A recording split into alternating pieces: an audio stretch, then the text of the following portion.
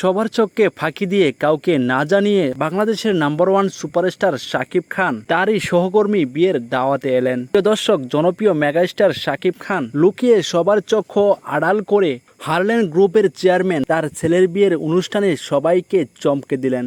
তার লুক ছিল এক কথায় অসাধারণ। তার গায়ে ছিল কালো রঙের পাঞ্জাবি। সবাই যখন বিয়ে নিয়ে ব্যস্ত, ঠিক সেই সময় শাকিব খান আচমকাই এসে সবাইকে চমকিয়ে দেয়। ওদিকে শাকিব খানকে পেয়ে সবাই আনন্দিত। সবাই যার মনে এসে সেলফি নিতে ব্যস্ত হয়ে পড়ে। এর ফাঁকে কিছুক্ষণ যেতে না যেতেই এরপরে এসে পড়ে ফারজানা ফারদিন দিঘি। তার সাথে আরও এসে পড়েন জনপ্রিয় চিত্রনায়িকা পরীমণি। পরীমণি ও দিঘি আসাতে যেন বিয়ের অনুষ্ঠানটি আরও জাঁকজমকপূর্ণ হয়ে পড়ে।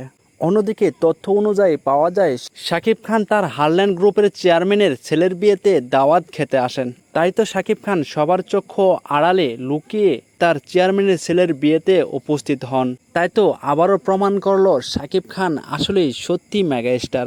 তার উপস্থিতিতে সকল চিত্রনায়িকা সেখানে উপস্থিত হন এবং কি সকল তারকা মিলে একটি জাঁকজমক অনুষ্ঠান হয়।